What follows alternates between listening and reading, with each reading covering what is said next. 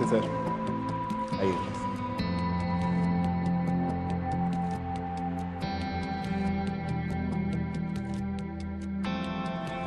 कैसे हैं आप?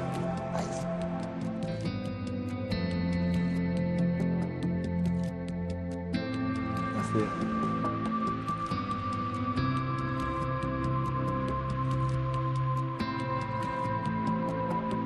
आपके साथ भी बैठना पड़ेगा।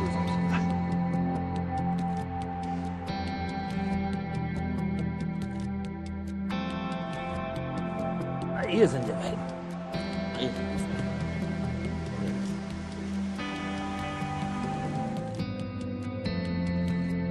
बस आप बताइए, बीच में फिर वापस गए दिन में? जी जी।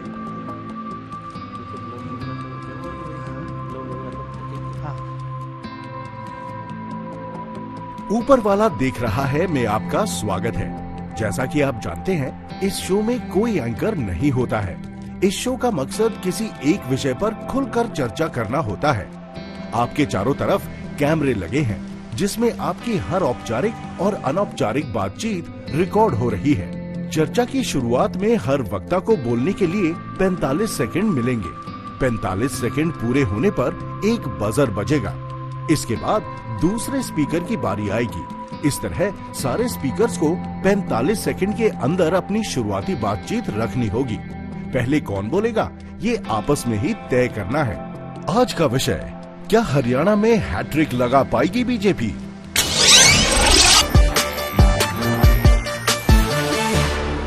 आपसे शुरू करते हैं, आप सीनियर हैं। नहीं सुरेंद्र जी प्लीज। सीनियर तो नहीं, आप सबसे बड़ी पार्टी आपकी है। प्लीज प्लीज प्लीज करिए, शुरू करिए। दुनिया की सबसे बड़ी पार्टी आपकी है। धन्यवाद इसके लिए। चलिए पहले आप इसलिए हम नहीं आपको- शुरू करना। संजय जी, देखिए मुझे लगता है चाहे क्रिकेट हो चाहे पॉलिटिक्स हो, हैट्रिक लगाना इतना आसान नहीं होता। गेंदबाजी भी जब बॉलर करता है तो हैट्रिक लेना कभी कभी हैट्रिक लगा पाता है। सेंचुरी भी जब बैट्समैन बैटिंग करता है तो लगातार 3 मैच में सेंचुरी बनाना आसान नहीं है। मुझे लग रहा है हरियाणा में बीजेपी के लिए हैट्रिक लगाना आसान नहीं होगा। जब तक चुनाव खत्म नहीं हो जाए तब तक कुछ कहना तो मुश्किल है, लेकिन अगर जमीनी हकीकत को देखें, जिस तरह की खबरें आ रही हैं, जिस तरह का चुनावी दंगल हरियाणा में दिखाई पड़ रहा है, कांग्रेस बीजेपी के लिए थोड़ी तो मुश्किल दिखाई पड़ती है। कांग्रेस एक कड़ी चुनौती दे रही है बीजेपी को। अभी वोट में कुछ दिन बाकी हैं, हो सकता है चीजें बदलें, लेकिन इस वक्त तो यही लगता है कि बीजेपी के लिए हैट्रिक लगा पाना मुश्किल साबित है। देखिए, जैसा आपने कहा कि हैट्रिक लगाना हमेशा मुश्किल होता है, मेरा तो इसमें एक बात और कहनी है कि ये जो हरियाणा के अंदर चुनाव है, ये सुपर ओवर तक जाने वाला है। अभी बहुत जल्दी होगा ये कहना कि क्या हो रहा है, लेकिन जितनी एंटी इनकम्बेंसी बीजेपी की, एक बात तो तय है कि बीजेपी की सरकार किसी हाल में भी अब हरियाणा में नहीं बन रही है। लोग बहुत परेशान हैं, नाराज हैं, चाहे वो किसानों का मामला हो, चाहे वो खिलाड़ियों का मामला हो, चाहे वो महिलाओं का मामला हो। लगभग हर आदमी, किसान, मजदूर, महिलाएं, खिलाड़ी हरियाणा में दुखी और नाराज है। ऊपर से उनको एक बात और दिखाई देती है कि जो फायदे पंजाब और दिल्ली के अंदर लोगों को मिल रहे हैं, तो हरियाणा वाले सोचते हैं कि भाई ये फायदे हमको भी जरूर हर हाल में मिलने चाहिए। तो मुझे लगता है कि आम आदमी पार्टी एक जबरदस्त स्कोप है और आम आदमी पार्टी एक बहुत अच्छी भूमिका हरियाणा में निभाने जा रही है। देखिए, हरियाणा का चुनाव कई मायनों में बहुत दिलचस्प इस मामले में है, क्योंकि यहाँ पे नरेंद्र मोदी जी की अपनी जो चुनाव के बाद जिस तरीके से उनकी छवि को धक्का लगा है और राहुल गांधी को जो मोमेंटम मिला है, दरअसल इन दोनों का टेस्ट है। अगर हरियाणा के अंदर कांग्रेस पार्टी आज की तारीख में बेहतर करती है, ज्यादा उससे अगर जीतती है, तो जो मोमेंटम कांग्रेस को मिला है वो और आगे बढ़ेगा। लेकिन अगर वो अच्छा नहीं करती हो, कहीं अगर गलती से हार जाएगी तो प्रॉब्लम होगी। हालांकि मुझे ये लगता है कि हरियाणा के अंदर कांग्रेस पार्टी की स्थिति आज की तारीख में बेहतर है और भारतीय जनता पार्टी के लिए हैट्रिक कर पाना और भी मुश्किल काम है। 2 बड़े कारण हैं। एक तो प्रधानमंत्री जी की अपनी छवि में कमी आई है, दूसरा जो 9.5 साल जिस तरीके से मनोहर खट्टर जी ने सरकार चलाई है और पोस्टर्स जिस तरीके से गायब है, वो भी एक कहानी कहते हैं। तो ये 2 एक ऐसे फैक्टर हैं जो कहीं ना कहीं बीजेपी के लिए नुकसानदायक होने वाले हैं। 2014 से पहले जो हरियाणा के अंदर दौर था कि बीजेपी का लगभग 20-25 सालों तक कोई नामो निशान नहीं था, आज वो हरियाणा के अंदर धरातल पे स्थिति है कि वो दौर वापस आ गया है। सिर्फ इस बार हैट्रिक की बात छोड़ दीजिए, मेरे हिसाब से अगले कम से कम 15 से 20 साल बीजेपी हरियाणा के अंदर नहीं दिखने वाली।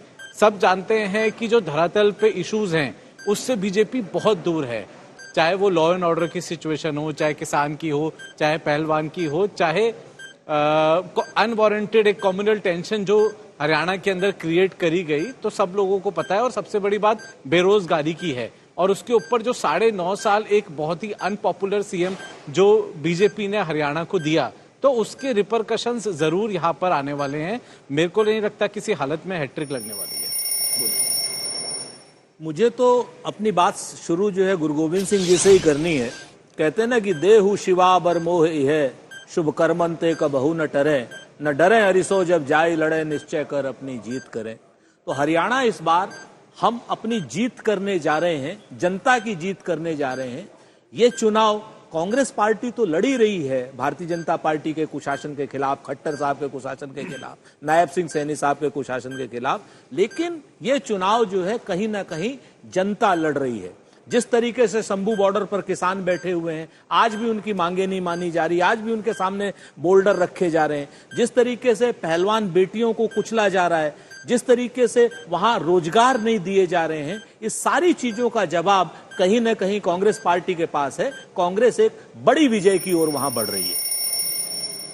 देखिए, संजय जी ने अपनी शुरुआत में कहा कि हैट्रिक करना मुश्किल काम होता है, पर भारतीय जनता पार्टी को मुश्किल कामों को करने के लिए ही जाना जाता है।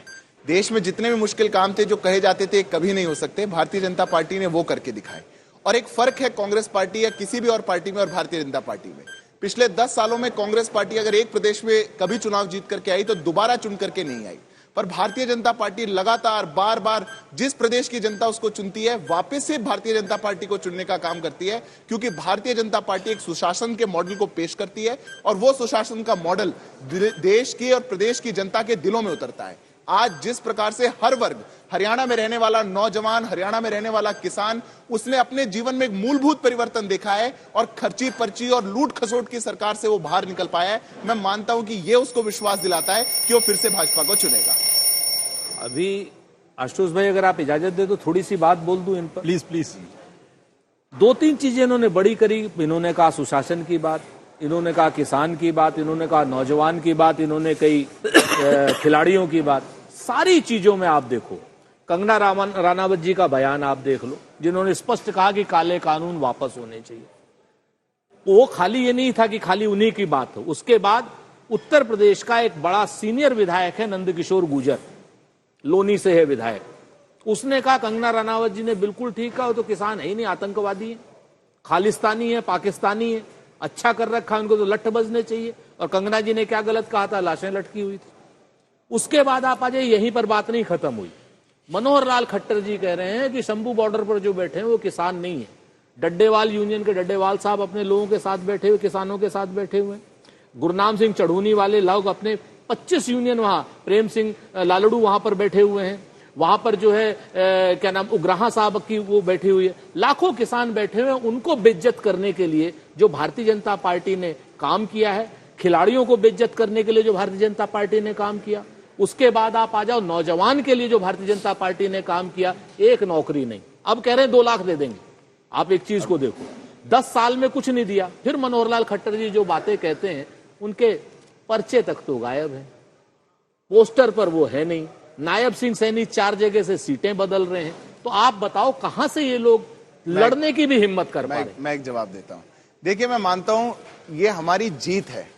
10 साल का सुशासन किया, उसके खिलाफ 1.5 मिनट 2 मिनट अभी सुरेंद्र जी ने खराब किए और एक शब्द 10 सालों पे नहीं बोल पाए। 3 दिन में कुछ बयान आए जिनका खंडन हो गया, बयान वापसी हो गए, खेद प्रकट हो गया। 3 मिनट बर्बाद किए उन पर चलते हुए चुनाव में। यह मैं मानता हूं कि जब आप किसी सरकार के खिलाफ आपके पास कहने को कुछ ना हो, तब आप इस परिस्थिति में आते हैं। रही बात, बड़े सीनियर लोग यहां बैठते हैं और अच्छा शो है ये, कोई भी आंकड़ा ऐसे नहीं छोड़ना चाहिए। और इसलिए मैं कागज आज अपने साथ लाया हूं, सुरेंद्र जी साथ ही मेरे सोफे पे बैठे, इनको दे ही दूंगा। 86,000 नौकरियां, सरकारी नौकरियां 10 साल में हुड्डा जी ने दी थी। 1,43,000 हमने दी। 1,60,00,000 ईपीएफओ का रजिस्ट्रेशन नया हमारे कार्यकाल में हुआ। 46 लाख इनके कार्यकाल में हुआ था। तो मैं मानता हूं कि जब आंकड़ों की बात हो, या तो हम कोई आंकड़ा बोलें तो उसको सब्सटैंशिएट कर सकें, या वो आंकड़ा ना बोलें। पर आज हरियाणा के अंदर हकीकत यह है कि हरियाणा के सामने 10 साल का हुड्डा का शासन है और 10 साल का भारतीय जनता पार्टी का शासन है। हुड्डा जी के शासन के अंदर हरियाणा में खर्ची पर्ची चलती थी, बच्चा बच्चा जानता है। लोगों ने अपनी जमीनें बेची, माओ ने अपने गहनों को गिरवी रखा और उसके बाद नौकरियां मिलती थी। आज पारदर्शी नौकरियां मिलती हैं और कोई भी गरीब घर का बच्चा, कोई भी गांव का सुदूर क्षेत्र का बच्चा वो हिम्मत रख सकता है कि मैं भी सरकारी देखिए, नौकरी आंकड़े लूंगा। और भी हैं। और कुछ इसी के आंकड़ों- साथ मैं कुछ बस आंकड़ों पूरा का जिक्र कर लूं, मैं भी संजय जी, आप करता बोल हूं। लीजिएगा, मैं बस पूरा कर लूं, क्योंकि आज मेरे को पता है कि ज्यादातर लोगों का रुझान मेरी तरफ रहेगा, तो थोड़ा सा 10 सेकंड फालतू दीजिएगा। ज्यादातर आज लोगों का 10 अगर साल के रुझान अंदर- आपकी तरफ रहेगा तब तो आप चुनाव जीत जाते नहीं, हैं। हम जीत ही रहे हैं। ज्यादातर लोगों का इसीलिए- रुझान है नहीं देखिए, आपकी तरफ। ज्यादातर लोगों का रुझान हमारी तरफ है, इसलिए हम जीत रहे हैं। इसीलिए मैं कहूं, जब देश या प्रदेश की जनता के पास सामने दो क्लियर विकल्प हो, 10 साल एक सरकार रही और 10 साल एक सरकार रही। कैसे 10 साल में हुड्डा जी की सरकार ने 25,000 एकड़, आंकड़ा है संजय जी, 25,000 एकड़ एक्वायर करके छीन के किसानों का देने का काम किया। किनको? दमादों को और दलालों को। अब मैंने सिर्फ दमाद और आप दलाल बार बोला बार है आंकड़ों कि का किसकी जिक्र तरफ कर वोट रहे हैं, करेंगे, बार नहीं बार करेंगे। आंकड़ों का जिक्र कर रहे आप हैं। आंकड़े 2019 के लोकसभा चुनाव के भी हैं और 2024 के लोकसभा चुनाव के भी हैं। बताइए। कोई तो वजह रही होगी। 2019 के चुनाव में आप 10 की 10 सीटें जीतते हैं और 2024 के चुनाव में आप 5 सीटों पर सिमट जाते हैं। 2019 के लोकसभा चुनाव के बाद जब 3 महीने के बाद विधानसभा के चुनाव होते हैं, 10 सीटें जीतने के बावजूद आपके वोट प्रतिशत 20% कम हो जाता है, आपकी मेजॉरिटी नहीं आती है।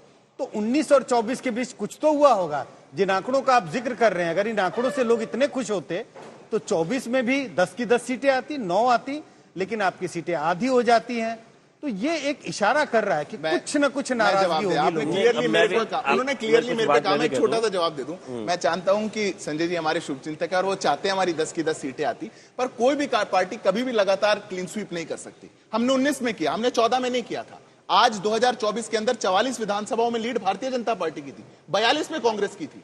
हम ज्यादा विधानसभाओं में, सबसे ज्यादा विधानसभाओं में कोई जीत के आया तो भाजपा जीत के आई। बड़ा वोट शेयर को लेकर के आया तो भाजपा लेकर के आई। इसलिए आंकड़ा बताएं तो पूरा बताएं। और एक आंकड़ा मैं बता देता हूं, फिर आप बोल लीजिएगा राजेश जी। अंतिम आंकड़ा, पिछले चुनाव में 2019 में जब विधानसभा का चुनाव कांग्रेस पार्टी ने लड़ा था, 31 सीट इनको आई थी, 29 पे जमानत भी जब्त हुई थी।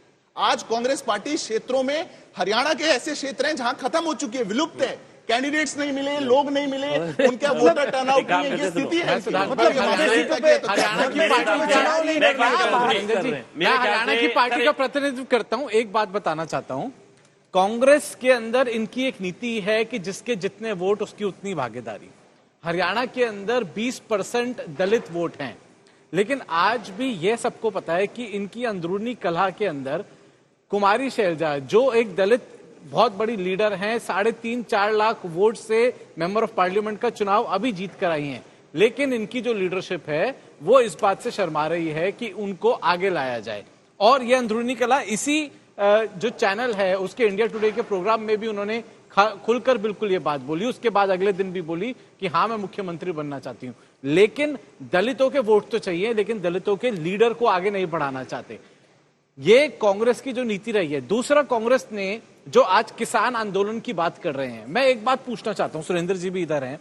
जब किसान आंदोलन हुआ, हरियाणा से जो सांसद थे, इनके नेता दीपेंद्र हुड्डा जी राज्यसभा में थे, पार्लियामेंट के अंदर एक भी बार बता दें कि उन्होंने ये आवाज उठाई हो कि भाई किसान आंदोलन हरियाणा में हो रहा है, गलत हो रहा है। प्रधानमंत्री जी से, कृषि मंत्री जी से एक बार भी समय मांगा हो कि भाई हमारे किसान भाइयों के लिए मैं ये बात रखना चाहता हूं कि ये किसान जो कृषि कानून है आप वापस दीजिए। ना सदन में है, ना प्रधानमंत्री जी के पास है, लेकिन पॉलिटिकल फायदा माइलेज पूरी चाहिए। पहलवानों के मुद्दे के ऊपर, पहलवानों के मुद्दे के अंदर इनकी पार्टी ने क्या कभी कोर्ट के अंदर रिप्रेजेंट पहलवानों को किया? क्या किसी सेंट्रल कैबिनेट मिनिस्टर से जाके मिले कि ब्रजभूषण शरण सिंह गलत कर रहा है?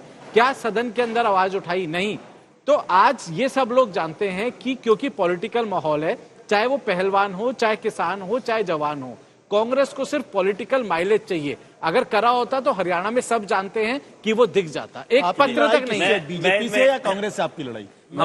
हमारी लड़ाई तो कांग्रेस से भी है और बीजेपी से भी है। हम तो ये स्टेटमेंट दे चुके कि हमारी जो पॉलिटिकल मिस्टेक सबसे बड़ी रही वो बीजेपी के साथ जाना रहा, क्योंकि इनका जो शासन रहा, हमने अपने मंत्रालयों के अंदर जो काम किया वो सबके आगे। जब हम 2019 में जब हम सरकार में गए, एंकर है नहीं ठीक है राजेश जी, उसके बाद सवाल मुझसे किए थे, मैं आपने अभी 5 साल इनके साथ बड़ी पार्टी, 2 छोटी पार्टियों का सवाल ले ले। अभी आप लोग बड़े हैं, हरियाणा में छोटी पार्टियों की ज्यादा संभावनाएं होती है। अभी आपने वो मजे ले लिए हैं, इसलिए अब 5 साल बाद इस बात को कह रही है कि हमसे गलती हो गई, अभी आप पूरे मजे लेके बैठे हैं।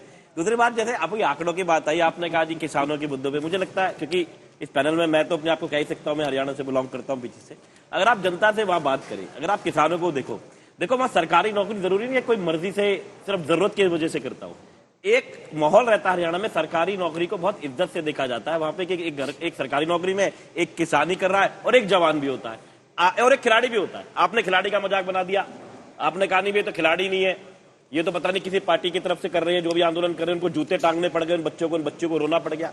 आपने जवान का मजाक उड़ाया, आपने उसको अग्निवीर के अंदर फंसा दिया कि 4 साल करो, घर बैठ जा, जवानी पे अंदर आके बैठ जाओ, कोई काम तो तेरे पास नहीं छोड़ा तुमने। आपने सरकारी नौकरी का मजाक उड़ा दिया, आपने 2 लाख नौकरियां कही, 2 करोड़ नौकरी कहते हो, आपको खुद ही अपने आंकड़े नहीं पता, कुछ आप देते नहीं हो।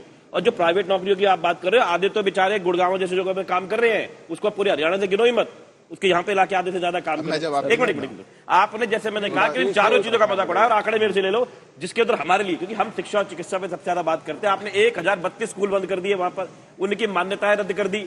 उसके बाद में प्राइवेट स्कूलों की मान्यताएं रद्द करते हो, सरकारी को मर्ज के नाम पे बंद करते हो। आज 60,000 बच्चे तो ये सोच रहे हैं कि किस स्कूल में जाएंगे, कौन सी शिक्षा उनकी मानी जाएगी। कोई एक लास्ट बात करता हूँ, एक हॉस्पिटल आप मुझे बता सकते हैं सर, बहादुरगढ़ के लोग कहां पे हॉस्पिटल में जाते हैं? दिल्ली में आते हैं। सोनीपत के लोग कहां पे आते हैं? नरीलाल बवाना के अंदर आते हैं। आज हरियाणा के अंदर कितने ऐसे हॉस्पिटल है जहां पे लोग जाके इलाज करा रहे हैं, या तो चंडीगढ़ जाना पड़ता है उसको, या वो दिल्ली के अंदर आते हैं। तो ऐसी व्यवस्था में कौन जाना चाहेगा? आप इसका जवाब जरूर दीजिएगा, आप लोगों ने कितने हॉस्पिटल आपने बनाए, ये जवाब मैं एक चीज जोड़ देना चाहता हूं इसमें। देखिए, महत्वपूर्ण सवाल क्या है, अगर हरियाणा के अंदर सब कुछ ठीक था बीजेपी का, तो आखिरी समय में आपको मुख्यमंत्री 10 साल बाद मुख्यमंत्री क्यों बदला? और आज की तारीख में अगर आप हरियाणा में अगर आप जाएंगे तो आपको खट्टर साहब के पोस्टर नहीं दिखाई पड़ते, वो क्यों गायब? और अभी 2 दिन पहले सोनीपत के अंदर रैली हुई है, 12,000 कुर्सियां लगी थी और 10,000 ही लोग वहां पे थे। तो भारतीय जनता पार्टी के लिए एक संकट इस वक्त हरियाणा के अंदर है, और जो जाट बनाम रेस्ट की जो पॉलिटिक्स करने की कोशिश की थी, मुझे लगता है वहां कहीं ना कहीं उनको वहां दिक्कत पैदा हो रही है। और किसी भी, मैं भारतीय जनता पार्टी की बात नहीं करता, कोई भी सरकार हो जो 10 साल सरकार में रहती है, उसके खिलाफ एंटी इनकम्बेंसी हो जाती है और उसको सवालों के जवाब देने पड़ते हैं। तो पार्टियां क्या करती हैं, अपने मुख्यमंत्री के चेहरे को बदलने की कोशिश करती हैं। लेकिन इस बार जब बदल के आप नायब सिंह सैनी को भी लेकर आए हैं, तो कोई बहुत ज्यादा इफेक्टिव हुआ ऐसा दिखाई नहीं पड़ रहा। और दूसरी बात क्या है, उनके बारे में इमेज ये बन गई कि वो तो खट्टर साहब के प्रोटीजी हैं, उनके वो पीछे से वो चला रहे। तो मुझे लगता है दिक्कतें उनको आ रही हैं। और प्रॉब्लम है। क्योंकि आपके ऊपर जवाब शैलजा जी पे बात करूं, शैलजा जी पे आपने शैलजा जी के बारे में कह दिया, उसके बारे में जवाब भाई साहब दे देंगे। अनिल विज जी ने अभी खुद कहा मैं भी मुख्यमंत्री बनना चाहता हूं। चलिए, उसका भाई, ये तो जवाब महत्वाकांक्षा है, कोई भी कह सकता है, उसमें क्या दिक्कत है? तो आप कांग्रेस के साथ है? मैंने कहा जवाब बोलेंगे, मैंने कहा जवाब शैलजा जी का बोलेंगे, अनिल विज जी ने भी कहा। बहुत छोटा आप, लेकिन पंजाब में तो उनके साथ है और हरियाणा में उनके साथ नहीं है। इस बात का भी आप जवाब दे हमारी स्ट्रेटजी हमें बनाई दीजिए। आप अभी मलाई खा के बैठे हो, कुछ टाइम आपके 5 साल मलाई खा लो, आपके पेट में दर्द क्यों हो रहा है? अगर ये हमारे साथ है, आप बात समझो। 2-3 चीजें मतलब आपके साथ है। हम किसान के साथ, जवान के साथ, खिलाड़ी के साथ जान लो, जिसकी लड़ाई होगी सत्ताधारी पार्टी से होगी, चाहे वो आपस में लड़े, चाहे आपस में एक हो। अब मैं आपको 3-4 चीजें बता देता हूं। इन्होंने, हमारे भारतीय जनता पार्टी के तमाम संगी साथियों ने बात करी, वहां पर अपनी जगह ढूंढ रहे हैं। वहां पर लड़ाई बहुत स्पष्ट है, 2 ध्रुवी है। आइदर आप भाजपा के कुशासन के साथ में हैं, उनके साथियों के कुशासन के साथ में है, या उनके विरोध में है, कांग्रेस के साथ में है। आप आइए। आपने क्या नाम, हमारे यहां से शैलजा जी की बात करी। शैलजा जी हमारी नेता है, शैलजा जी को पूरा मंच है। शैलजा जी, हमारे यहां गुटबाजी है, हम स्वीकार करते हैं। भाजपा की हिम्मत हो स्वीकार कर ले। हम तो कहते हैं हमारे यहां गुटबाजी है। हमारे यहां कई लोग मुख्यमंत्री बनना चाहते हैं, ये भी अपने आप में सच है। और मुख्यमंत्री बनना की इच्छा व्यक्त करना कोई पाप नहीं है, बिल्कुल पूरी तरीके नहीं। सर, आपकी 4-5 चीजों का मैं मैं आपको बताऊं तो शैलजा जी हमारे साथ है। शैलजा जी ने स्पष्ट कहा, मेरे खून, मेरी रग रग में कांग्रेस का खून है और कांग्रेस के झंडे में जाऊंगी। ऐसा कहलवा दो किसी और से आप। दूसरी बात, इन्होंने क्या नाम बात करी ईपीएफओ की, बड़ी बढ़िया सी बात करी। हुआ क्या आशुतोष भाई, आप भी जानते हैं, संजय जी भी जानते हैं, 2014 के बाद, नहीं लंबी गाड़ी हर एक आदमी को अपनी अपनी लगती नहीं है। असल में मसला क्या होता है, अपनी मालगाड़ी लंबी नहीं लगती, दूसरे की पैसेंजर गाड़ी भी लंबी लगने लगती है। तो आपकी जो है ये ईपीएफओ के आंकड़े इन्होंने दे दिए। 2014 के बाद इन्होंने क्या किया आशुतोष भाई, आप भी जानते होंगे सभी लोग। इन्होंने कहा जितने 1 लाख कॉन्ट्रैक्टर हैं, जितने भी, सबके बंदे जो हैं ईपीएफओ में दर्ज होने चाहिए। तो किसी को नौकरी मिले न मिले दैनिक मजदूर हो एक क्लास कॉन्ट्रैक्टर का, वो ईपीएफओ में है। इसलिए ये कहते साहब वहां पर तो एक बार जाओ ना गांव में, 4 में से 3 अग्निवीर वापस भेज दे रहे हो, अग्निवीर को सैनिक का नाम नहीं दे रहे हो, बेरोजगारी चरम पर 47% है आपकी, आप किसान को आतंकवादी कह रहे हो, आप शंभू बॉर्डर पे, आखिर एक बात बता दो मेरे पंजाब के किसान जो शंभू बॉर्डर से दिल्ली आना चाहते हैं, उनकी गलती क्या है? शुभकरण को आपने गोली क्यों मार दी? आप बताओगे मेरे को? आप मनोहर लाल खट्टर की इस बयान से सहमत हो कि शंभू बॉर्डर पर किसान नहीं है? आप क्या नाम नंद किशोर को छोड़ दो, कंगना रनावत को, आप नंद किशोर गुर्जर के इस बयान से सहमत हो कि क्या नाम किसान खालिस्तानी है, पाकिस्तानी, आतंकवादी है? आप अगर इस बात से सहमत हो तो आप बताओ। अब मैं जवाब दे रहा हूँ। सबका सबने मेरे लिए कहा, मेरे को थोड़ा सा समय दीजिएगा, संयम से सुना। नहीं सर, अभी आप शैलजा जी, आप भी गाड़ी छोटे में बोलूंगा, मेरी गाड़ी तो बहुत छोटी है, कार है, सुनो एक्सप्रेस वे वाला अभी देख लेते, अभी देख लेते। शैलजा जी के नाई नाई कितने बाल गन भैया काटे डाल रहे हैं। अब बोल, मैं कहता हूं, अभी शैलजा जी की बात आपने कही, आपने शैलजा जी का बयान आप बताने लगे। शैलजा जी का ये भी बयान अभी आया परसों इंडिया टुडे कॉन्क्लेव में, मुझे खामियाजा भुगतना पड़ रहा है क्योंकि मैंने मुख्यमंत्री की दावेदारी करी, ये खामियाजा भुगतना पड़ रहा है। कल उन्होंने कहा कि आप, कल उनसे एक पत्रकार यूट्यूबर इंटरव्यू ले रहे थे और उनको पूछा गया कि आप उन सीटों पे जाएंगी, उन्होंने कहा वो मुझे बुलाएंगे ही नहीं, हुड्डा जी के लोग हैं। जब आपके यहां पर ऐसा हो, आप मुझे भारतीय जनता पार्टी का एक नेता बताइए जिसने एक दिन कैंपेन छोड़ा हो। मैं बताता हूं, हम अकेली राष्ट्रीय पार्टी, अपने समय पे बताइएगा। नहीं, हम अकेली राष्ट्रीय पार्टी, आप मनोहर लाल खट्टर को बुला नहीं रहे हो। सुरेंद्र जी, अब ऐसे बीच में मत टोके, मैंने नहीं टोका था।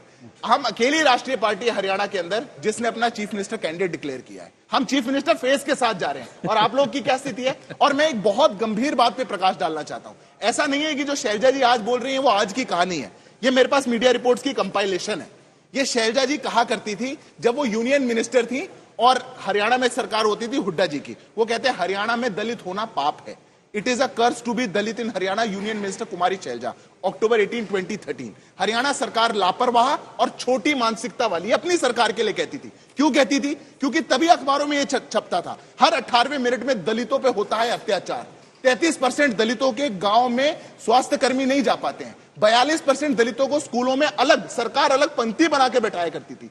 जिस सरकार ने 10 साल के अंदर सुनियोजित तरीके से पिछड़ों पर, दलितों पर, शोषितों पर, वंचितों पर अत्याचार करने का काम किया हो, वो आज भी अपने नेताओं पे अत्याचार कर रहे हैं, ये इनकी सच्चाई है। पर प्रॉब्लम कहां आती है? राहुल गांधी जब हरियाणा में आएंगे तो आकर बात कहेंगे संविधान बचाइए, आप आरक्षण को बचाइए। अमेरिका में तो आरक्षण को खत्म करके आएंगे और हरियाणा में आके झूठी बात करेंगे। यही बात हुड्डा जी को क्यों नहीं समझाते? तो जब झूठी बात कहां की? हरियाणा झूठी बात ऐसे करी सर, लेकिन आपकी जो अहंकार की, आप इसी के पॉइंट में मैं बता रहा हूं। सेकंड में जो देखिए, मैंने देखिए आपने बताया, मैं इसी में एक बोल रहा हूं, इसका जवाब साथ में दे दीजिए। एंकर के बिना शो जो आपकी अहंकार, मुझे लगता है उनको बोल लेने दीजिए। 10 सेकंड में खत्म कर दूं या आप बोल लीजिए? मैं चुप हो जा रहा देखिए, हूं। मैं ये चीज बोलना चाहता हूँ, आज हरियाणा के अंदर, हमारे कोई साथ अरे हम आपका प्रेम जगह, मेरा तो सवाल ही आपको बता देगा। जो हरियाणा में, हाँ पूछिए, हरियाणा में लोगों को लगता है कि आपकी जो अहंकार की राजनीति है, 2 एग्जाम्पल देता हूं। खट्टर जी की जनसभा में एक औरत ये कहती है कि जी नौकरी नहीं लग रही है, उनका जवाब ये होता है बैठ जाओ, अगली बार चंद्रयान जाएगा उसमें बिठाकर तुमको भेजेंगे।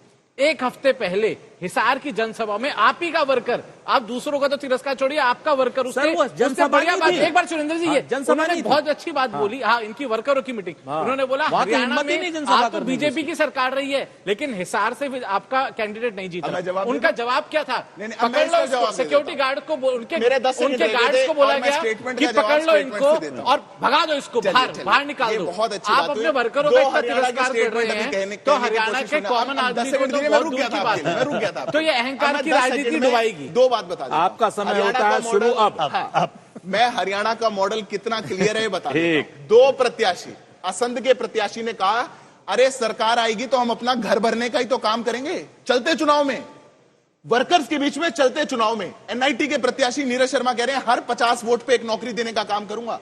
ये चलते चुनाव में कांग्रेस पार्टी का क्लेम है। ये अपने वोटर्स को बताने की बात है कि सत्ता आ जाने दो, काम वही वाला होगा, खर्ची पर्ची वाला, चिंता मत करना। नहीं तो कोई प्रत्याशी, कोई नहीं बोला, आप में से एक ने नहीं बोली है स्टेटमेंट, कोई प्रत्याशी चलते चुनाव में ये कह दे कि अगर हमारी सरकार आ गई तो पहले अपना घर तो भरेंगे ही। ये लोकतंत्र के लिए एक अच्छी खबर है। ये पर मेरे लिए हरियाणा का गंभीर मॉडल आरोप है। ये हुड्डा जी का राहुल गांधी का मॉडल है। आप कहेंगे मैं वीडियो सुना दूं। और राहुल गांधी ने पहली रैली असंध में करी उसी प्रत्याशी की। मोहन गांधी राहुल गांधी के मॉडल पर। 1 मिनट हो गया। हुड्डा जी के दामाद ने यह बोला कि रोहतक का अब विकास होने वाला है क्योंकि हुड्डा जी आने वाले हैं। रोहतक के सिवा आपको हरियाणा में और इस मुद्दे पर अब बाहर वाले की बात। किसानों के जो लॉस हैं वो मुझे लगता है जो रिपील हो गए हैं वो फिर से लगने चाहिए। हो सकता है कंट्रोवर्शियल हो जाए। अगर मैंने अपने शब्दों से और अपनी सोच से किसी को डिसअपॉइंट किया है मुझे खेद रहेगा। I take my words back. उनके एक सांसद ने किसान कानून जो काले कानून थे उनको रिवाइव करने की बात की है। मोदी जी आप क्लैरिफाई कीजिए, आप इसके खिलाफ हैं या आप फिर से बदमाशी कर रहे हैं? क्या वो किसान के कानून रिवाइव करेंगे या नहीं? और अगर करेंगे तो फिर मैं आपको गारंटी दे रहा हूं कि इंडिया गठबंधन पूरा इनके खिलाफ खड़ा हो जाएगा। ऑर्डर में शुरू कर लें, सबका मौका आ जाएगा। संजय जी से कर लेते हैं शुरुआत वाला ऑर्डर। मुझे लगता है कि संजय जी आप सुरेंद्र जी अपनी बात पूरी कर लें। पर चलेंगे ऑर्डर में एक बार, नहीं तो फिर मैंने इन्होंने 5 सेकंड सर इन्होंने असंध की बात करी कि साहब हम अपनों का, बिल्कुल ये तो बात सच है। हरियाणा मेरा अपना है, अपनों को हम नौकरी नहीं देंगे तो भाई आप एक बात बताओ, क्या पाकिस्तानियों को नौकरी देंगे आपकी तरीके से? आप एक मैं हाथ मिलाना चाहता हूं बढ़िया जोक के लिए। अरे आप बिल्कुल मिलाओ, बढ़िया शानदार आने वाले समय में राहुल गांधी को तो क्लैरिफाई करना पड़ा कि हम किसी जाति विशेष को, और आपके नेता तो क्लैरिफाई कर रहे हैं। हरियाणा मेरा है, पूरे हरियाणा में। और एक चीज बता दो, राहुल गांधी ट्रॉफी देंगे, आपने इसको बेस्ट डिबेट किया है, किसी ने नहीं किया। मैं चुप हूं, आप बोलिए। हरियाणा में आप कोई कह रहा है आप हरियाणा के हैं तो मैं आपको बता दूं, ये भी हरियाणा से हैं तो मैं आपको बता दूं, मेरी ससुराल भी हरियाणा, मेरी ननिहाल भी हरियाणा और मेरी बहन भी हरियाणा भी है, मेरा भाई भी हरियाणा। और एक चीज मैं बता दूं, आशुतोष जी आपका कोई हरियाणा से संबंध है या नहीं? मेरा भी नहीं है। आशुतोष भाई दोनों चले, छोटी सी बात कह रहा हूं, यहां पर गांव गांव पांव पांव नगर नगर डगर डगर कांग्रेस पार्टी चल रही है। और ये जितने भी हमारे ऊपर आरोप लगा ले, हम सीना ठोक के कहते हैं हम परिवार वाले लोग हैं और हम अपने परिवार का परिवारवादी लोग हैं, बिल्कुल है। और हम परिवारवादी लोग हैं, हम अपने हरियाणा। हाँ, ये बड़ी बढ़िया बात। आपके सीएम कैंडिडेट तो बता दीजिए सर, आपके सीएम कैंडिडेट बता दीजिए। हम पूरी जिम्मेवारी से कहते हैं कि हरियाणा अपने परिवारों को जानता है और परिवार में बहन बेटी और बुआ के हस्बैंडों को जानता है। दामाद हमारे लिए यहाँ पूजनीय होता है। जो लोग परिवार में शादी नहीं करते उनको दामाद का पता नहीं है। एक बात, दूसरी बात दलालों की बात, पूरे हरियाणा की जमीन दामाद को नहीं दी जा सकती। कथित पूरे हरियाणा के किसानों को लूट करके एक दामाद को रुक नहीं रहे। मैं क्या करूं? आपके दामाद को साफ पेट्रोल हाथ जोड़ करके माफी मांगी है मनोहर लाल खट्टर ने हाई कोर्ट में। और दूसरा दलाल की बात आपने करी, दलाल जो है आड़तियों को कहते हैं। आशुतोष भाई अब ये बताइए, आप आड़तियों को दलाल कहते हैं और ये आड़ती जो है इनको बदला लेंगे। मेरा ये सवाल था। नहीं, मैं ये कह रहा था राजेश जी की 4 तो आप पार्टी के नुमाइंदे हैं, हम 2 हैं नॉन पार्टी वाले। तो मुझे लग रहा था कि अगर बीजेपी से ही शुरू करें, आप सत्ता में हैं, अगर मैं जवाब दे दूं? कितना अनुमान है आपको सीटों का? मैं जवाब दे दूं? 90 सीटों में से मैं सोच रहा था थोड़ा हिसाब किताब अगर कर लेते। देखिए, अब संजय जी आपका क्या अनुमान है? इनकी भी बात का जवाब देता हूं, मैं अपना भी देता हूं। ये तो 90 बताएंगे सारे। मैं तो आपको बताना पड़ेगा। पहले तो मैंने शिष्टाचार के नाते मैंने तो आग्रह किया था कि पत्रकारों से शुरू करें। अब सुरेंद्र जी ने बीच में आकर आपका मौका ले लिया, मेरी गलती नहीं है, तो मेरे पे गुस्सा मत उतारिए। अब देखिए, मैं इनकी बात का जवाब दे रहा हूं। आप पे तो गुस्सा जनता मौका दिया, मैं बोलूं कि नहीं बोलूं? अब राजेश जी मेरी बात होगी, आपसे एक सवाल। अरे मेरी बात इसके बारे में बात नहीं हुई। 1 मिनट 2 बात। मैं बहुत लंबा मेरे को आशुतोष जी को आग्रह करना पड़ेगा। मैं बहुत छोटे उसमें आप नहीं मानेंगे तो कैसे होगा? मैं आपको पता है मैं बीच में नहीं बोलता। मेरा एक सवाल था कि आप मुझे बता दो कि हरियाणा के अंदर कितने हॉस्पिटल बने, कितने स्कूल बने, ये जवाब देना और ऐसे ही बता देना। आंकड़ा मत बता देना फलाने जगह पे खुल गया। मैं आपको एग्जांपल के लिए एक बात, अभी आपने जो क्लिप देखी, बार बार भारत सरकार ने कहा कि हम बुराड़ी खोल दें, हम अपने पूरे स्टेडियम खोल दें, ताकि क्योंकि आप उन किसानों को जो बंद करना चाहते थे, आपने कीलें लगा दी, आपने उनको आतंकवादी कह दिया। आपने इतनी कोशिश करी कि आज तक चला रहे हो आप कि सब आतंकवादी है, सब आतंकवादी है। मतलब खिलाड़ी आ जाए तो आतंकवादी हो गया। अगर जो आपके खिलाफ बोलेगा, एक मिनट सुनो, वो आतंकवादी हो जाता है। अरे मेरे भाई, आप हरियाणा को, आपने कहा हरियाणा से प्रश्न पूछ रहे थे राजेश जी, आप इनको बोलने दो, चर्चा नहीं हो सकता ना। अब राजेश जी आपने प्रश्न पूछे, मैं समझ गया आपका प्रश्न, मैं जवाब दे रहा हूं। देखिए, 3 बार बिल्कुल मैं 100 मार्क्स वाला आंसर दूंगा, क्योंकि मेरे पास सच्चाई है ना, तो सच्चाई के साथ मुश्किल नहीं होता। आपने अस्पताल पूछे, इस देश में 22 एम्स है, हरियाणा इतना सा है, 2 एम्स आए हरियाणा में, 2 AIIMS, AIIMS Badsa, AIIMS Jhajjar, ठीक है, 2 एम्स आए। और आज हरियाणा के अंदर ये जो झूठ है ना आम आदमी पार्टी का, स्कूल बंद कर दिए, अरे 10वीं के स्कूल को 12वीं का बना दो, कहते हैं 10वीं का बंद कर दिया, 12वीं का बनाया, वो बंद नहीं हुआ, वो स्कूल अब हायर एजुकेशन पे चला गया, पर इनकी गिनती में इनका एजुकेशन मॉडल चल रहा है। आपकी गलत बात है। इनके बेसिक स्कूलों को मर्ज किया है सर इन्होंने, स्कूलों को मर्ज करा है, बेसिक स्कूूलों को मर्ज करके बंद करके। गलत बात बोलूंगी, अब मैं बोल लेता हूं। देखिए, एक आदमी बोले तो ठीक है। धन्यवाद करता हूं। अब दूसरी बात, रही बात आपने बोला खिलाड़ियों के साथ ऐसा किया ऐसा किया। देखिए, आज हरियाणा प्रदेश के अंदर अगर सबसे ज्यादा खिलाड़ियों को प्रोत्साहन देकर और खेल नर्सरी बनाकर किसी ने आगे बढ़ाया, वो हमारी सरकार है। पर राजनीति क्या होती है मैं बताता हूं। अगर इनके नेताओं को हरियाणा से कितने मेडलिस्ट इस बार ओलंपिक में जीत के आए, उनका नाम भी पता हो तो मैं मान जाऊंगा। मनु भाकर को लेने क्यों नहीं गए? दीपेंद्र हुड्डा लेने गए विनेश फोगाट को, क्यों नहीं लेने गए मनु भाकर को? वो हमारी देश की मेडलिस्ट नहीं थी। पर जब आप खिलाड़ियों के कंधों पर बंदूक रख के राजनीति करना चाहते हैं, ये दुखद बात है। दूसरी बात, अब संजय जी मेरी बात पूरी होने दीजिए। दूसरी बात, पूरी बात, अब मैं तीसरी बात दलालों की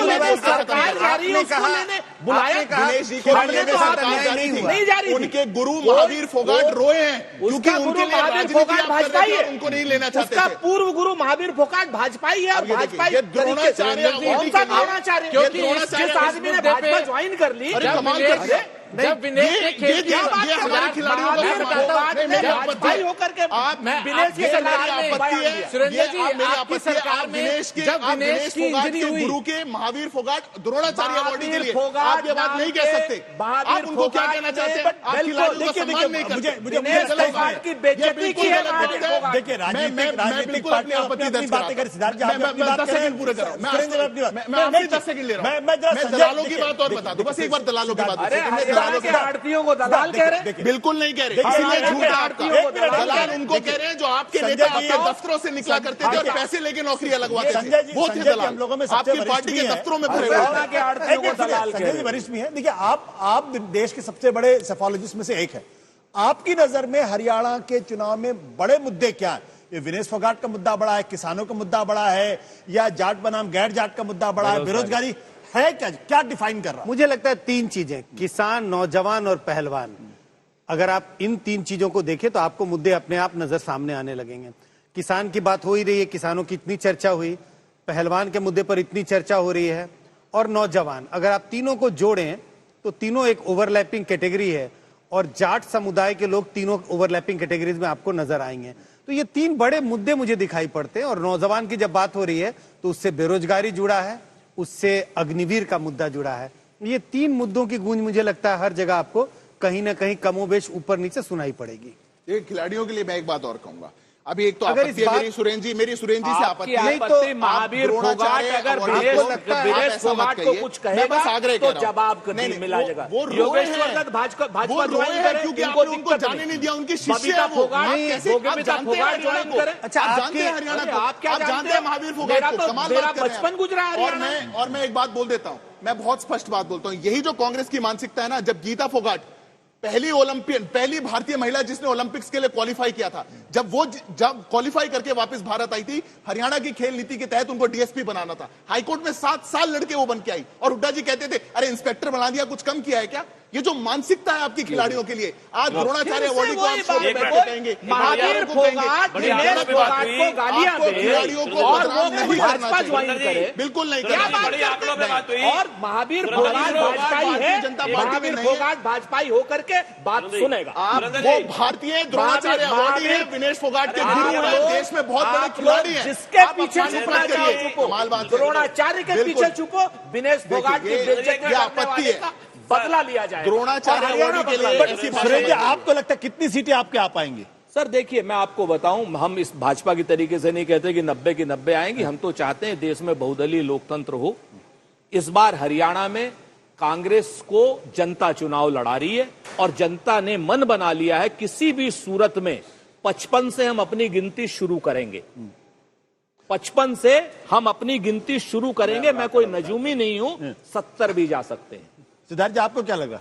देखिए, इनको तो पता नहीं कौन चुनाव लड़ा रहा है, क्योंकि नेता तो नहीं लड़ा रहे, वो तो घर बैठे हैं, जनता सबको लड़ा प्रचार रही है कर रही है। जी। इसलिए भगवान जाने कौन लड़ा रहा है। जनता लड़ा रही है, हम तो कह रहे हैं, तो कह रहे हैं जनता लड़ा फिर से आपको वही बात कहता हूं जो शुरुआत में हमने कही थी। भारतीय जनता पार्टी अकेली वो पार्टी है जो एक स्टेट में एक बार चुनाव जीत के प्रो इनकम्बेंसी प्रूव करके फिर से आती है। हम हैट्रिक बनाएंगे, प्रचंड बहुमत की, पूर्ण बहुमत की सरकार बनाएंगे और तीसरी बार हरियाणा को सुशासन देंगे। इनका खर्ची पर्ची, लूट खसोट और इनकी जो डिवाइसिव पॉलिटिक्स है, जो मामन खान कह रहे हैं ना कि बदला निकालेंगे नूह का, वो पॉलिटिक्स नहीं आने देंगे। जेजेपी को लोग शांति है। जेजेपी को लोग नहीं लोग इन्होंने क्योंकि दूसरी बार ये बात कही कि बार बार सरकार बनाते हैं। दिल्ली में 93 में एक बार की जैसा कि आप जानते हैं कि ये AI का जमाना है और हमारी AI होस्ट सना के मन में भी एक सवाल है। नमस्कार, मैं हूं आपकी AI होस्ट सना। मैं आप सभी से एक सवाल पूछना चाहती हूं कि कांग्रेस और बीजेपी में सीएम पद को लेकर कई लोगों की दावेदारी सामने आ रही है। चलिए पहले आपको कुछ बयान सुनवाते हैं। हर व्यक्ति अपने प्रांत का नेतृत्व करना चाहता है, मैं भी नेतृत्व करना चाहता हूं। आपको भी लगता होगा कि मैं सीएम क्यों नहीं बन सकती, ये बात तो आपको कचोटती है ना। मेरी भी इच्छा थी तो उसमें है भी, अभी भी मैं ये थोड़ा ही कहूंगी कि नहीं है, बिल्कुल इच्छा है। आज तक मैंने पार्टी से कुछ नहीं मांगा, लेकिन मैं मुख्यमंत्री पद का दावा करूंगा। मेरा सवाल ये है कि पार्टियों में सीएम बनने की होड़ का चुनाव पर क्या असर पड़ेगा?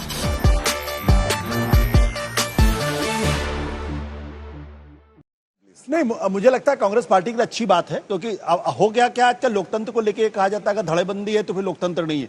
मेरे ख्याल से अगर भूपेंद्र हुड्डा ऑब्वियस चॉइस है मुख्यमंत्री के, और वो एक सशक्त नेता है, 10 साल के मुख्यमंत्री भी हैं। शैलजा भी अगर अपना दावा करती है, सुरजेवाला भी दावा करते हैं, तो इसमें कुछ भी गलत बात, मैं इसको बिल्कुल गलत मानता ही नहीं। भारतीय जनता पार्टी की तरफ से अगर अनिल विज भी कर रहे हैं या कैप्टन अभिमन्यु कर रहे हैं तो ठीक बात, अच्छी बात है। और वो अगर अपने अपने विधायक जिता के लेके आते हैं तो फायदा होगा, उससे कोई नुकसान नहीं होने वाला। मुझे भी लगता है एक बात मैं बताऊं, अनिल विज जी की बात सुन के मन बड़ा दुखित होता है। 6 बार के विधायक और अब जो मुख्यमंत्री बनाए गए वो पैराशूट लैंडिंग से, जिनकी खुद की बीवी पार्षद का चुनाव हारी हरियाणा के अंदर, उनको 6 महीने के लिए यहाँ पे पार्क किया गया कि खट्टर जी के कितने 9.5 साल के जो बिल्कुल जनता से दूर रहने के जो कॉन्सिक्वेंस थे उससे बचा जाए। जो कांग्रेस के मुख्यमंत्री की बात है, मुझे आज भी इनको ये डर है कि भूपेंद्र हुड्डा जी को अगर ये सीएम कैंडिडेट डिक्लेयर करे तो इनको बैकलैश होगा। करे, वरना सुरेंद्र जी यहाँ पे आज ये स्टेटमेंट दे दे, बता दे कि मुख्यमंत्री का आवेदन। मैं आशुतोष जी की बात से पूरी तरह सहमत हूं। अगर पार्टी के अंदर में एक से ज्यादा लोग सीएम पद की दावेदारी करते हैं तो एक पॉजिटिव साइन है। हर नेता को ये इच्छा जाहिर करने की अपनी इजाजत होनी चाहिए, और लेकिन ये हेल्दी कंपटीशन एक हेल्दी कंपटीशन दिखाता है। मुझे नहीं लगता इसमें कोई खराबी है। खराबी कब होगी, जब ये हेल्दी कंपटीशन अनहेल्दी हो जाए और आप एक दूसरे की बात को काटने लगे। तो हेल्दी कंपटीशन है, लोकतंत्र में वाजिब है कि इस तरह की चीजें होनी चाहिए, और मुझे नहीं लगता कि वोटरों के मन पर इस तरह की दावेदारी का कोई खराब असर होगा। देखिए, बड़ी बात सिर्फ क्लियर है, जैसे राजस्थान में बीजेपी ने मुख्यमंत्री बनाया, हरियाणा में बनाया, मध्य प्रदेश में बनाया, कोई भी ऐसा नहीं था जिसको जनता के दिमाग में एक परसेंट भी हो कि इसे बनना चाहिए, लेकिन अपनी मर्जी से बना दिया। हाईकमान कल्चर चला रहे, ऊपर से बना रहे हैं। दिल्ली के अंदर जैसे मैंने बताया कि 3 मुख्यमंत्री 5 साल में बदल लिए, उसके बाद में कांग्रेस के 3 बार रही शीला दीक्षित जी, उसके बाद में हमारे अरविंद केजरीवाल जी रहे। इनकी जो राजनीति है वो 2 बंदों से शुरू होती है, 2 पे चलती है, दामाद दलाल पता नहीं किसको बोलते रहते हैं, लेकिन आजकल सबको पता है कि सारा काम संभालने के लिए अडानी जी को दिया हुआ है। अडानी जी को करे जाओ, सारी की सारी चीजें संभाल दो। अभी एक आंकड़ा जो पीछे रह गया था वो ये रह गया था कि अगर आप देखें कि जो 100 लोग अगर नौकरी अप्लाई करते हैं तो गुजरात के कितने लोगों को मिलते हैं और हरियाणा में कितने लोगों को मिलते हैं। 38 लोगों को हरियाणा में मिलती है, 57 लोगों को गुजरात के अंदर मिलते हैं। ये आंकड़ा क्यों चल रहा है 10 साल से? खिलाड़ियों के लिए जो सबसे ज्यादा मेडल लेके आ रही है, मेरी लास्ट बात है, आपसे एक सवाल है, सबसे कम पैसा हरियाणा में दे रहे हो, सबसे ज्यादा पैसा गुजरात में दे रहे हो, एक भी मेडल नहीं लेके आ रहे, आप जवाब दीजिए। देखिए, मेरा तो बड़ा स्पष्ट मानना है सना कि लोकतंत्र में गुटबाजी एक अच्छी चीज है और सभी लोग मुख्यमंत्री बन सकते हैं। हमारे यहाँ लोकतांत्रिक कल्चर है, विधायक हमारे तय करेंगे, कि मुख्यमंत्री कौन बनेगा। निश्चित तौर पर हर शख्स को अपने आप को और अपने गुट को जिताने की जिम्मेवारी है और ये एक लोकतंत्र के लिए बेहतर है। हम लोग भारतीय जनता पार्टी की तरीके से नहीं है कि वहां जो मोदी जी गए चाचा ना खाता ना भाई, जो मोदी जी कहें सही। मैं जवाब देता हूं। मैं कई बार मुख्यमंत्री की चर्चा होती है तो थोड़ा सा आजकल हंसी आने लगी है, क्योंकि एक प्रांत में खाली कुर्सी भी रखी गई है किसी के लिए, तो कई मुख्यमंत्री कौन होगा नहीं होगा, कुर्सियां खाली होंगी पता नहीं चलता। पर हरियाणा में दो टाइप है। एक टाइप तो वो है रीजनल पार्टियों की, जो हिम्मत भी नहीं कर सकती किसी और का नाम लेने की कि मुख्यमंत्री इसके अलावा होगा, नहीं तो नौकरियां चली जाएंगी। अब किसी को कहना पड़ेगा दुष्यंत जी होंगे, किसी को कहना होगा अभय सिंह चौटाला होंगे, बस यही कह सकते हैं। और एक टाइप है राष्ट्रीय पार्टियों की, जिसमें एकमात्र भारतीय जनता पार्टी है जिसने अपना मुख्यमंत्री का चेहरा सामने रखा है। दावेदारी एक पक्ष होती है, दावेदारी सब कर सकते हैं, पर दावेदारी करने के कारण, आपसी फुटअव्वल के कारण 15-15 दिन कैंपेन से बाहर रहना। और हम तो शुरुआत से कहते हैं हरियाणा में एक कांग्रेस नहीं है, 3 कांग्रेस है। एक हुड्डा जी की कांग्रेस अलग है, शैलजा जी की कांग्रेस अलग है, सुरजेवाला जी की कांग्रेस अलग है। अब कौन सी कांग्रेस कहां लड़ रही है?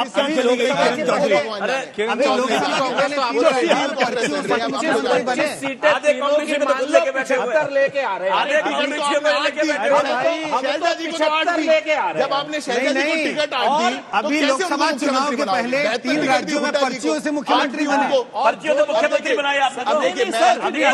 3 मुख्यमंत्री पर्चियों से। आपकी सिर्फ इतनी सी बात कह दूं, आपके यहाँ राष्ट्रीय नेतृत्व के लिए किलो में तोलते हो और प्रादेशिक नेतृत्व के लिए लीटर में मापते हो। केंद्रीय नेतृत्व में नरेंद्र मोदी के अलावा कोई हैसियत नहीं है कहने की, और प्रदेश में कहेंगे ये भी है, ये भी है, ये भी है। और आपके यहाँ सुरेंद्र जी एक दूसरे पे लट चलाते हो, आपके यहाँ ये स्थिति है।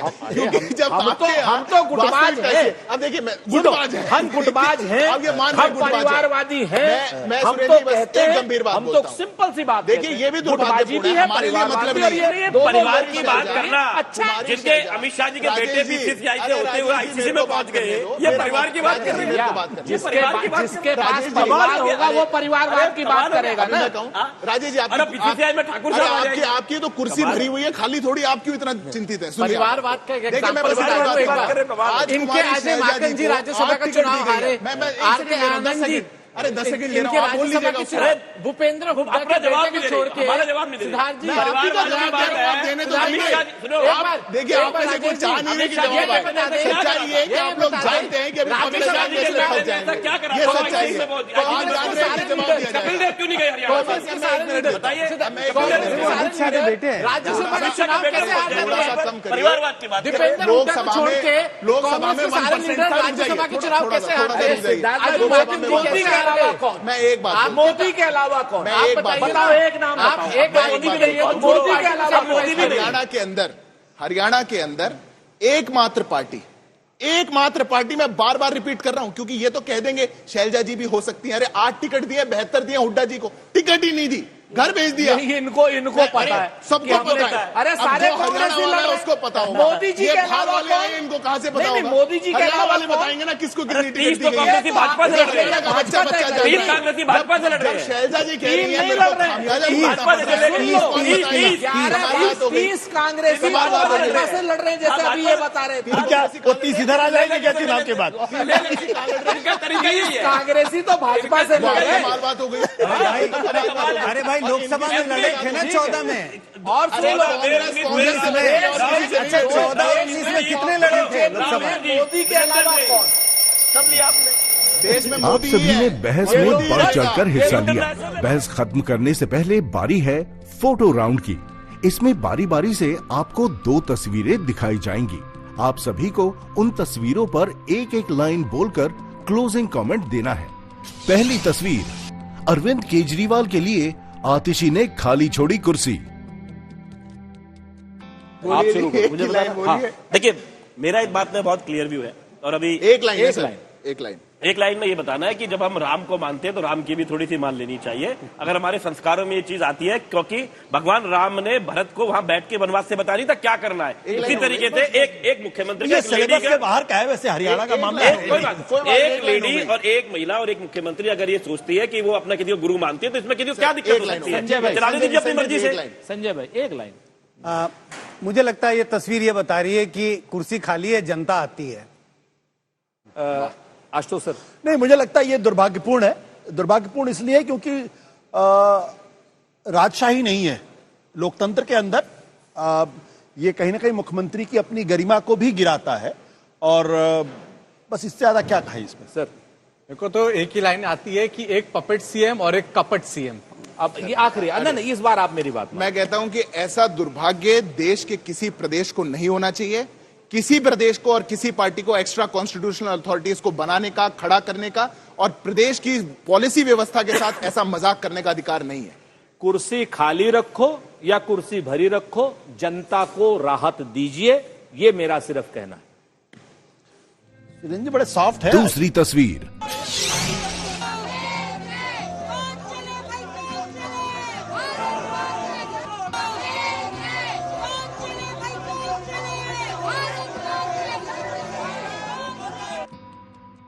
संजय जी, इन्फेक्शियस डिजीज है, एक राज्य से शुरू होता है और दूसरे राज्य तक जाता है। मेरा ये कहना है कि एक पिटा पिटाया फॉर्मूला है जिसे लगातार चलाया जाता है चुनाव जीतने के लिए, अब ये फेल हो चुका है। Sir Ashutosh sir. नहीं, मुझे लगता है ये तस्वीर ठीक नहीं है, क्योंकि धार्मिक स्थलों को लेकर अगर कोई विवाद है तो उसका अदालत से उसका समाधान होना चाहिए। और अगर धर्म के आधार पर अगर आप विभाजन करने की कोशिश की जाएगी तो ये ठीक बात नहीं। ये जो दीमक की तरह विभाजन का काम चल रहा है पूरे देश में, उसको हरियाणा में हम किसी हालत में नहीं आने देंगे, चाहे हम सरकार में थे।